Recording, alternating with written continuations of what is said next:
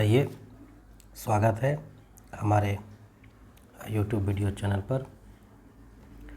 आज हम आपको बताएंगे कि कैसे हम लोग स्टैटिस्टिक्स में किस तरह के डेटा पर जो है किस तरह का फॉर्मूला यूज किया जाता है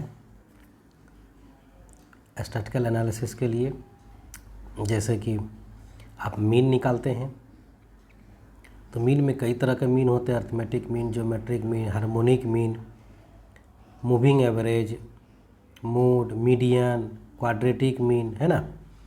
तो स्टैटिस्टिक्स पढ़ने से पहले हमें ये जानना चाहिए कि आपको कितने तरह के डेटा का सामना करना पड़ेगा। जो डेटा का जो ऑर्गेनाइजेशन होगा, जो क्वालिटेटिव डाटा होगा, वो कितने तरह का होगा आपको, है ना। तो सबसे पहले हम लोग स्टार्ट करते हैं कि जो आपके पास क्वांटिटेटिव डेटा होगा, सॉरी अगर मैंने क्वालिटेटिव बोला हो, क्वांटिटेटिव डाटा अगर आपके पास है तो उसको हम लोग 4 तरह से कैटेगराइज करते हैं, है ना। जिसमें से फर्स्ट में आप देख लीजिए, जो 1 नंबर है, 4 स्टेज है इस तरह के डेटा के लिए, है ना। ये इसको हम लोग कहते हैं, फर्स्ट जो है वो है इंडिविजुअल सीरीज का डेटा, यानी वो डेटा जो है अकेले रहता है। जैसे कि यहाँ आप देख रहे हैं x इज इक्वल टू, है ना, समथिंग समथिंग, जो लिखा हुआ 4, 15, 16, 14, 18, 15, 16, 14, 12, 12। तो इस तरह का जो डेटा होता है जो अकेले रहता है, अकेले आता है, उसको हम लोग कहते हैं इंडिविजुअल सीरीज का डेटा, है ना। और इंडिविजुअल ऑब्जर्वेशन, जैसे मान लीजिए आप स्कोर करते हैं रन का, जैसे स्कोर करते हैं क्रिकेट मैच का, स्कोरिंग कैसे करते हैं भाई, first, second, third, fourth, fifth, sixth, seventh, eighth, ninth, tenth, इसी तरह से आप स्कोरिंग करते हैं। जस्ट उसी तरह से जो है, यदि मान लीजिए आप लोग 5 मित्र हैं, 5 फ्रेंड्स हैं, है ना। तो 5 फ्रेंड्स हैं, तो अगर हम ये कहें कि भाई बताइए कि पांचों की एज कितनी कितनी है, तो एक ने कहा मेरी एज 40 साल है, दूसरे ने कहा कि मेरी एज 30 साल है, तीसरे ने कहा मेरी 32 साल है, किसी ने कहा मेरी जो है 38 साल है, और किसी ने कहा कि मेरा 56 साल है। तो ये जो आप देख रहे हैं, ये जो अभी आपने देखा कि भाई सबका एज कितना कितना है। तो यहाँ वेरिएबल क्या है, ये वेरिएबल आपका एज है, उसको हमने एक्स मान लिया। तो ये जो कितना कितना हुआ, 40 हुआ, 30 हुआ, 32 हुआ, 38 हुआ और 56 हुआ। इस तरह का जो अकेले डेटा आता है उसको हम लोग कहते हैं इंडिविजुअल सीरीज का डेटा, है ना। उसके बाद जो है दूसरा जो है जो ग्रुप है फ्रीक्वेंसी डिस्ट्रीब्यूशन का, वो अनग्रुप फ्रीक्वेंसी डिस्ट्रीब्यूशन कहते हैं उसको। दूसरा है डिस्क्रीट सीरीज का, है ना। डिस्क्रीट सीरीज का डेटा में क्या होता है, जैसे मान लीजिए हमने कहा कि भाई पहले काउंट कर लीजिए कितना नंबर ऑफ स्टूडेंट है ना। जैसे मान लीजिए आप सर्वे के लिए गए, है ना, और वहाँ आपको अलग अलग एज के व्यक्ति मिले, है ना। तो जैसे मान लीजिए 10 साल एज वाले जो हैं 5 लोग मिले, 20 साल एज वाले जो हैं 15 लोग मिले, 30 साल एज वाले जो हैं 20 लोग मिले, और 40 ईयर एज वाले जो हैं वो मिले आपको 16, और ये 50 ईयर एज वाले मिले 15, और ये 60 ईयर एज वाले जो है आपको मिल गए कितने, 10 लोग। तो टोटल कितने हो गए आपके, कितने लोग मिले, ये हो गए 5 और 3, 4, 2, 6, 7, तो 75, एन हो गया आपका 75। यानी कि 75, आपने 75 लोगों का सर्वे किया और उनमें से कौन कौन लोग कितने कितने मिले। तो ये जो 75 लोग हैं उनमें से 10 साल एज के जो है 5 लोग हैं, 20 ईयर एज के 15 लोग, 13 ईयर एज के 20 लोग, और 40 ईयर एज के 16, 50 ईयर के 15 और 60 ईयर के 10 लोग मिले, है ना। तो आपने यहाँ क्या किया कि 75 लोगों को उसके एज के हिसाब से उसके क्लास में बांटा, उसकी फ्रीक्वेंसी के साथ उसको दिखाया कि 10 साल के कितने लोग हैं, है ना, और 20 साल के कितने लोग हैं, 30 साल के कितने लोग हैं, 40 साल के कितने लोग हैं, 50 साल के कितने लोग हैं, 60 साल के कितने लोग हैं। तो यहाँ पर आपको क्या मिला, यहाँ पर आपको एक जो वेरिएबल एज है, एज को आप मान लीजिए x, है ना, इसको क्या मान लीजिए एज x, और जैसे 10 साल एज के 5 लोग मिले तो 10 साल वाले कितने 5 लोग, तो ये इसकी हो जाएगी फ्रीक्वेंसी, है ना, फ्रीक्वेंसी। तो यानी कि आप वेरिएबल को जब आप उसकी फ्रीक्वेंसी के साथ बताते हैं, फ्रीक्वेंसी साथ डिनोट करते हैं, जैसे कि इस टेबल में दिखाया गया है, तो इस तरह के डेटा को हम लोग कहते हैं डिस्क्रीट सीरीज का डेटा। तो डिस्क्रीट सीरीज के डेटा में क्या क्या है देखिए, एक वेरिएबल है ना, वेरिएबल के साथ उसकी फ्रीक्वेंसी होगी। जैसे एज, यहाँ पर एज जो है, एज वेरिएबल है और नंबर ऑफ स्टूडेंट जो उसकी फ्रीक्वेंसी है। तो वेरिएबल के साथ अगर फ्रीक्वेंसी हो, है ना, तो ये डेटा जो होगा, इस तरह का जो फ्रीक्वेंसी डिस्ट्रीब्यूशन होगा, उसको हम लोग कहते हैं अनग्रुप फ्रीक्वेंसी डिस्ट्रीब्यूशन, या फिर कहते हैं डिस्क्रीट फ्रीक्वेंसी डिस्ट्रीब्यूशन, है ना, क्या कहते हैं डिस्क्रीट फ्रीक्वेंसी डिस्ट्रीब्यूशन। इसको आप कुछ भी तो आप देख लीजिए, डेटा के साथ जो है क्या है, उसकी फ्रीक्वेंसी है ना, x के साथ उसकी f। तो जब वेरिएबल और उसका फ्रीक्वेंसी साथ साथ हो, जिस टेबल में जिस फ्रीक्वेंसी डिस्ट्रीब्यूशन में, उसको हम लोग कहेंगे डिस्क्रीट सीरीज का डेटा, है ना। उसके बाद आता है ग्रुप फ्रीक्वेंसी डिस्ट्रीब्यूशन। देखिए ग्रुप फ्रीक्वेंसी डिस्ट्रीब्यूशन में क्या आता है, उसका क्लास बांटा हुआ होता है ना, एग्जैक्ट वेरिएबल नहीं, उसका क्लास मतलब लोअर लिमिट और अपर लिमिट होगा, है ना। तो जैसे ये टेबल आप देख रहे हैं जो सामने में आपको दिख रहा है, जिसको मैंने टिक भी कर दिया, ये जो टेबल देख रहे हैं, तो ये टेबल दो तरह का होता है। एक होता है जिसको कहते हैं हम लोग open end frequency distribution. Open end frequency distribution में क्या होता है, ये ओपन और इंड है। तो एक जो इसका जो ये जो सिरा है, जो छोर है, वो क्लोज रहेगा, एक ओपन रहेगा, है ना। तो ओपन इंड फ्रीक्वेंसी डिस्ट्रीब्यूशन कहते हैं, यानी कि इसका लास्ट क्लास या फिर अपर क्लास का जो क्लास लिमिट है वो स्पेसिफाइड नहीं होता है ना। जैसे यहाँ देखिए कि अगर इस टेबल को आप देख रहे होंगे, तो यहाँ पर क्या है, ये देखिए बिलो 10, है ना, बिलो 10 से नीचे कुछ भी हो सकता है ना। तो यहाँ एक क्लास जो है स्पेसिफाइड नहीं है, ये बिलो 10। बाकी सब क्लास इंटरवल जो है, जो क्लास है वो स्पेसिफाइड है भाई, 10 से 20 है, 20 से 30, 30 से 40, 40 से 50, 50 से 60, 60 से 70, है ना, ये सब स्पेसिफाइड। लेकिन एक क्लास स्पेसिफाइड नहीं है, वो है बिलो 10, है ना। ये इसके साथ इसकी फ्रीक्वेंसी है, स्वाभाविक है, क्लास इंटरवल के साथ उसकी फ्रीक्वेंसी होगी ग्रुप डिस्ट्रीब्यूशन में। अगर कोई एक क्लास स्पेसिफाइड नहीं हो, है ना, फ्रीक्वेंसी डिस्ट्रीब्यूशन में, जिस तरह से यहाँ डाटा देख रहे हैं, हमने दोनों एग्जांपल को स्क्रीन पर रखा है, अगर कोई एक क्लास उनमें से स्पेसिफाइड नहीं हो, तो उसको हम लोग कहें ओपन इंड क्लास इंटरवल या ओपन इंड फ्रीक्वेंसी डिस्ट्रीब्यूशन, है ना। अब यहाँ देखिए नीचे वाला को देखिए, जो नीचे वाला टेबल है, इसमें क्या है कि ये आपका जो 0 से 10, 10 to 20, 20 to 30, 30 to 40, 40 to 50, ये सब स्पेसिफाइड है। लेकिन लास्ट वाला जो है एबव 50, भाई 50 से एबव कुछ भी हो सकता है ना, तो ये स्पेसिफाइड नहीं है। तो इस तरह का जो डेटा होता है उसको हम लोग कहते हैं ओपन इंड फ्रीक्वेंसी डिस्ट्रीब्यूशन।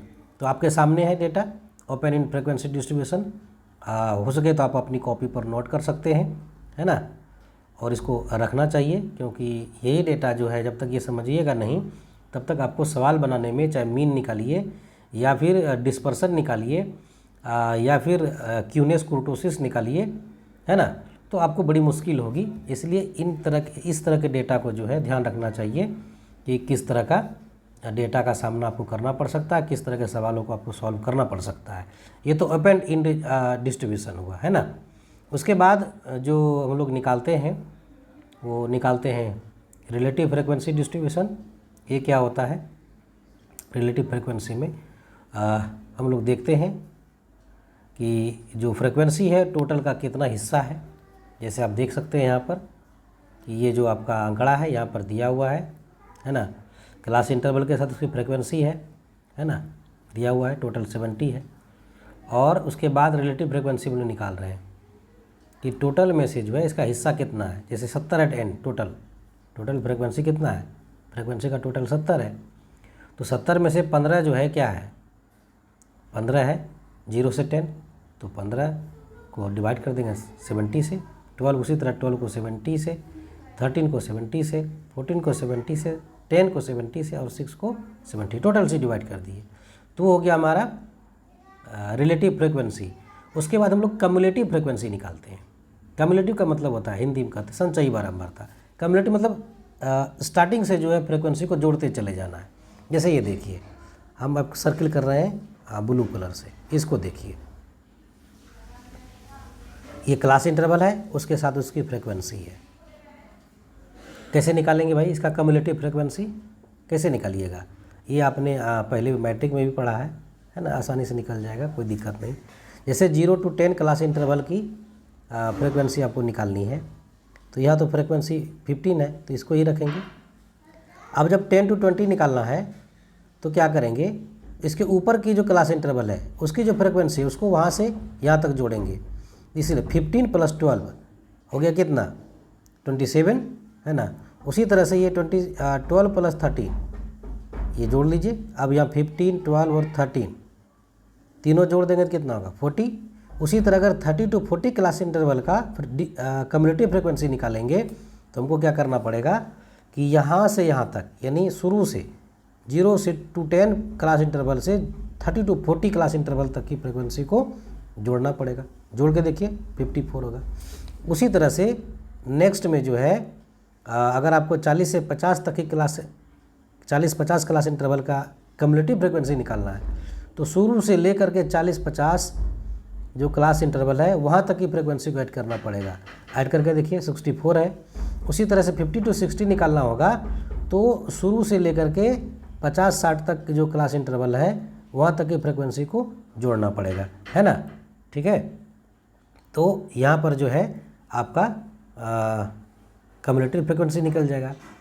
उसके बाद जो होता है कम्युलेटिव रिलेटिव फ्रीक्वेंसी, कि मतलब कम्युलेटिव फ्रीक्वेंसी जो है टोटल फ्रीक्वेंसी का कितना हिस्सा है। आप देख लीजिए कम्युलेटिव रिलेटिव फ्रीक्वेंसी डिस्ट्रीब्यूशन। इसमें देखिए क्लास इंटरवल है, ये हम ब्लू कलर से इसको घेर रहे हैं और उसकी फ्रीक्वेंसी दिया हुआ है। इसी फ्रीक्वेंसी के आधार पर हमने कम्युलेटिव फ्रीक्वेंसी निकाला। अब जब कम्युलेटिव फ्रीक्वेंसी निकाला तो अब हम रिलेटिव कम्युलेटिव फ्रीक्वेंसी कैसे निकालेंगे। रिलेटिव मतलब टोटल, है ना। टोटल कितना, ये 70 है ना, टोटल फ्रीक्वेंसी 70 है ना, है n 70। तो अब ये देखते हैं 15 जो है टोटल फ्रीक्वेंसी का, 15 कितना हिस्सा हुआ, 15 को डिवाइड कर देंगे 70 से।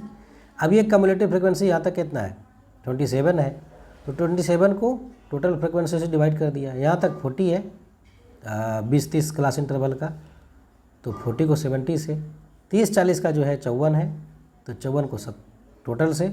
उसी तरह 40 + 50 जो क्लास इंटरवल है उसके कम्युलेटिव फ्रीक्वेंसी 64 है और टोटल है 70, तो 64 को 70 से डिवाइड कर दिए।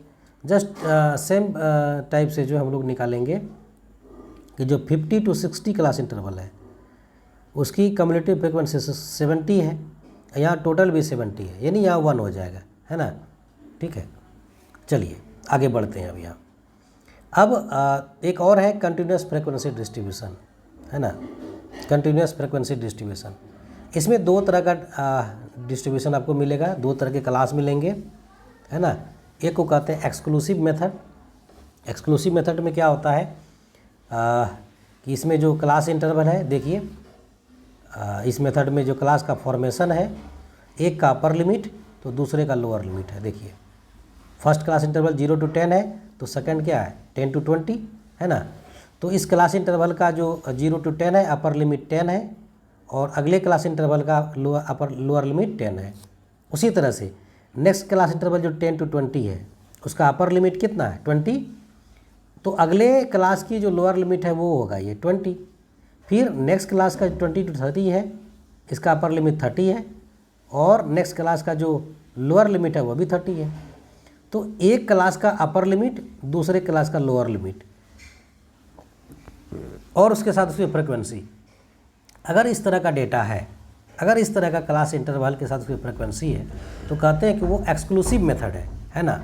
दूसरा होता है इनक्लूसिव मेथड। इसमें क्या होता है, एक क्लास का जो क्लास इंटरवल है उसका जो अपर लिमिट है उससे अपर लिमिट दूसरे की लोअर लिमिट नहीं होती है, दोनों में डिफरेंस होता है ना। तो डिफरेंस जब होता है तो जैसे यहाँ इस जो आपके सामने में जो चार्ट है, मैं थोड़ा जूम कर दे रहा हूँ, इस चार्ट को आप देख सकते हैं। इस में क्या है, क्लास इंटरवल जो है 0 to 9 है, 10 to 19, 20 to 29, 30 to 39 और 40 to 49, 50 to 59 और 60 to 69 और इसी के साथ इसकी फ्रिक्वेंसी भी दी हुई है ना। तो यहाँ पर आप देख सकते हैं एक का जो लोअर क्लास है ना, एक का लोअर क्लास है दूसरे का अपर क्लास नहीं है ना। यानी class limit is not equal, क्या लिखा है कि in this method upper class limit is not equal to lower class limit of next class. यानी एक क्लास का जो अपर लिमिट है वह नेक्स्ट क्लास का लोअर लिमिट नहीं होगा, है ना। अगले में, इसके पहले आपने एक्सक्लूसिव मेथड में क्या देखा था, क्या देखा था भाई, कि आपने देखा था एक का जो, अब निकालते हैं, थोड़ा सा जूम कर देते हैं, स्क्रीन पर ला देते हैं, आपको वो आंकड़ा थोड़ा सा अंतर पता चल जाएगा कि कैसे होता है। थोड़ा याद रखना चाहिए, इन चीज़ों को ध्यान में रखना चाहिए, क्योंकि सवाल बनाने समय एक्सक्लूसिव को इंक्लूसिव को एक्सक्लूसिव में बदलना पड़ेगा, है ना, तो वह मुश्किल हो जाएगी। तो यहाँ पर आप देख सकते हैं कि जो एक क्लास का जो अपर लिमिट है वह नेक्स्ट क्लास इंटरवल का लोअर लिमिट है ना। जैसे 0 से 20 है, इसका जो अपर लिमिट 20 है तो नेक्स्ट क्लास 20 30 है, इसका लोअर लिमिट है ना। तो इसका जस्ट अब वो एक्सक्लूसिव मेथड में था। अब इंक्लूसिव में देखिए क्या है कि एक का जो अपर लिमिट है वह दूसरे का लोअर लिमिट नहीं है नेक्स्ट क्लास का। जैसे 0 to 9 है, 9 अपर लिमिट है, तो नेक्स्ट क्लास जो है उसका लोअर लिमिट कुछ और है ना। उसी तरह जो 10 to 19 है इसका अपर लिमिट 19 है, अपर लिमिट 19, लेकिन नेक्स्ट क्लास का वो लोअर लिमिट नहीं है। तो इस तरह का जो डेटा होगा उसको हम लोग कहते हैं इनक्लूसिव डेटा, है ना। तो यहाँ पर जो अभी आपके सामने स्क्रीन पर दिख रहा है, इस तरह का अगर डेटा का सामना करना पड़े तो वो इनक्लूसिव डेटा होगा कि एक का अपर लिमिट दूसरे का लोअर लिमिट नहीं होना चाहिए। लोग या कहिए कि प्रीवियस क्लास का जो अपर लिमिट है वह नेक्स्ट क्लास का लोअर लिमिट नहीं होगा, तो वह इनक्लूसिव डेटा होगा, है ना। चलिए, और आज हम लोग इतना ही रखते हैं, ठीक है। और नेक्स्ट वीडियो हम बताएंगे कि भाई आप जो एक्सक्लूसिव डाटा है या इनक्लूसिव डाटा है, इनक्लूसिव को एक्सक्लूसिव में कैसे कन्वर्ट करेंगे, है ना। हम आपको अलग अलग वीडियो में ये भी बताएंगे कि भाई कम्युलेटिव फ्रीक्वेंसी कैसे निकालेंगे, आप मीड वैल्यू कैसे निकालेंगे, है ना। इन सब चीज़ों को हम बताएंगे। फिर उसके बाद बताएंगे कि भाई मीन मेडियन मोड जो है मिड, और जो भी ज्योमेट्रिक मीन है, हार्मोनिक मीन है, क्वाड्रेटिक मीन है ना, आपका जाके जो है मूविंग एवरेज है या प्रोग्रेसिव एवरेज है, इन सब चीज़ों को हम बताएंगे। एक तरफ से कोरिलेशन, रिग्रेशन, सारे की वीडियो हम एक एक करके बनाएंगे एक सीरियल वाइज में। इसलिए हमको लगता है कि आप लोग सब्सक्राइब कर लें तो बढ़िया रहेगा, क्योंकि जैसे अपलोड करेंगे वीडियो आपको नोटिफिकेशन मिल जाएगी। और हम स्टैटिस्टिक्स के एकदम कंप्लीट वीडियो एक तरफ से बनाएंगे, है ना। चलिए आज इतना ही रखते हैं। थैंक यू, धन्यवाद।